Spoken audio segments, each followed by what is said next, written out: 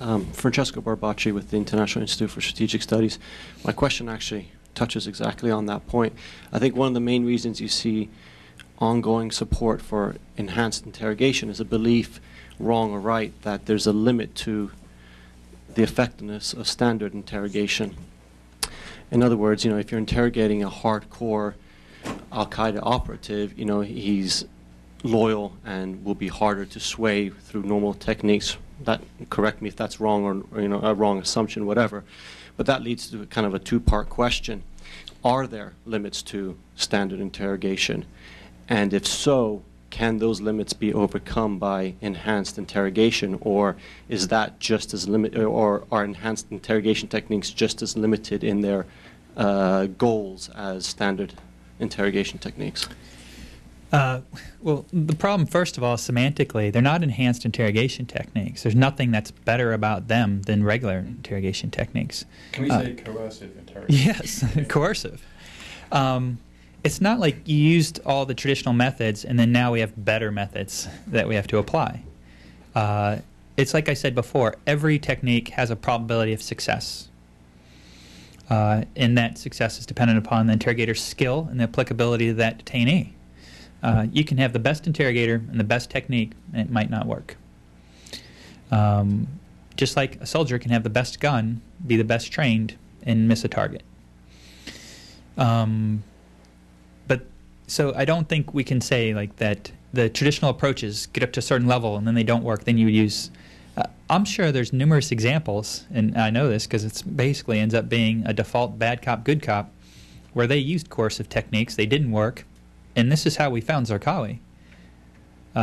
We used harsh methods, they didn't work, and then it was the relationship building approaches that did work. So maybe we should call the relationship building approaches the enhanced interrogation techniques. Can you tell the audience in sort of capsule form what actually did work to find Abu Musab al-Zarqawi?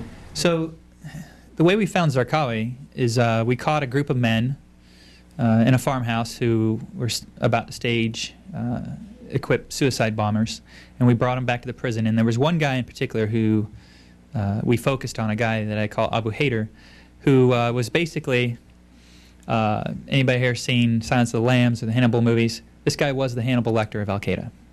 I mean, in demeanor, in posture, he spoke with a British accent.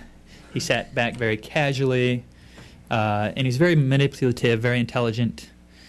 Had even studied, as he told me, the art of logical reasoning and argument persuasion. And the original interrogators tried control methods. And by control methods, I mean that their basic approach was pride and ego down. Strip down his ego, make him feel like he's not able to resist their methods, they can dominate him, and then force him to cooperate. They tried that for almost 3 weeks and it didn't work. In fact, he maintained the whole time that he was just told to bring a video camera to this farmhouse and he didn't know why he was showing up there. He thought it was a wedding. Right before he was supposed to be transferred, after they had given up on him, I went in and interrogated him, and I had about 6 hours until his transfer. And the whole time, all I did was run a pride and ego up approach. I told him, I flattered him, I showed him that I respected his culture, I quoted from the Quran, I brought in a copy of the Quran.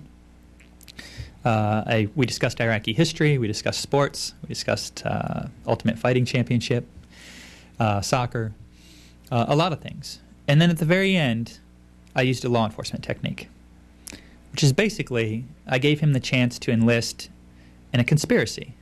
And that conspiracy was that I would allow him to play a role in the future of Iraq if he cooperated with me. And that fed his ego. It fit perfectly within his culture and within his individual motivations. And he decided to cooperate.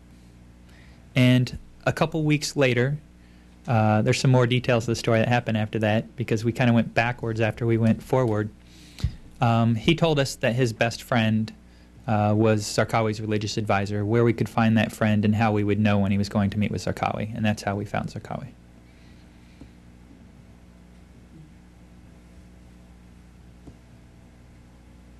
Hello, thank you for your presentation. It was very interesting. My name is Andrew Reedy. I'm a graduate student at George Washington. However, my question is unrelated to my experience. I have a friend who's going over there in the capacity of a counterintelligence staff NCO with the Marine Corps. What advice would you have for someone in his position who has just finished school, and he's going over there for the first time after a bit of language training? So maybe a directed advice towards him that I could pass on. Interestingly enough, night before last, I was at Army Reserve Interrogators course, telling students soon to graduate who may deploy in the near future some advice, words of wisdom, if you will. It was similar to the speech you heard today. But I also told them, trust your training, because I believe in the military training.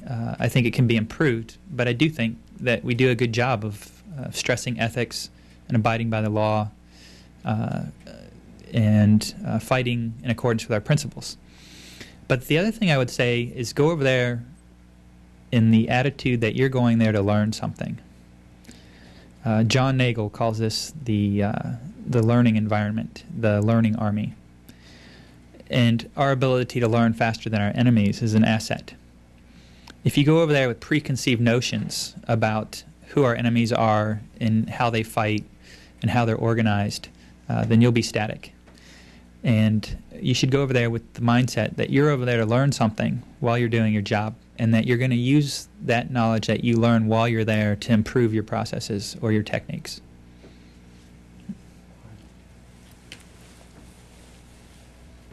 Francis Long, psychologist for social responsibility.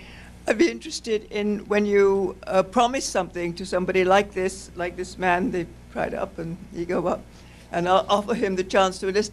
What happens then? Is anybody able to carry through with the things you've promised if he comes through with information? That's a great question. Matthew lied. Sorry. Misled him. Well, let's clarify that, because by killing Zarqawi, he did play a role in the future of Iraq. So I feel wholeheartedly,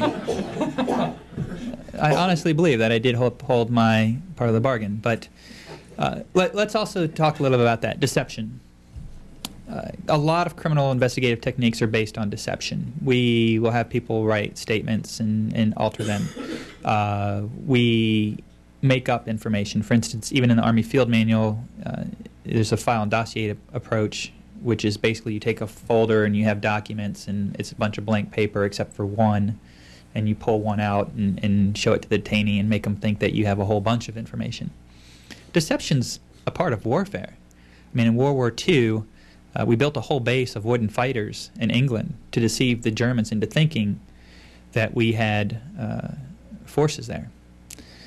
There's nothing wrong with deception in an interrogation. In fact, the courts in criminal cases have ruled that you can use deception as long as it doesn't rise to the level of shocking the conscience. I would say that in intelligence interrogation, you can use deception as long as it doesn't rise to the level of inhumane treatment. I can't tell you how many times detainees caught me in a lie, or I caught them in a lie, and we were able to get over it. It wasn't the end of things. They weren't like, oh, you big liar. Why? Because they know they're lying also. And we both expect that. What's happening is a negotiation over information. Deception is just one tool that we use. But ultimately, what we have to get to is a negotiation and a trade of information. Now, do I think we should follow through on promises? Yes, if we can. And we don't have enough ability to do that. It's something that significantly is holding us back from doing effective interrogations. As a senior interrogator, I can't offer more than a blanket or a pillow or a meal. Take the Indonesians on the other side. They can offer some real incentives and promises that they can keep. Now, a year after I left Iraq, they did start dealing with people more, detainees. The problem is we have a very hard time as Americans getting over people who attack us and commit acts of violence against American soldiers. Yet that is a part of warfare, is to be able to turn enemies into allies.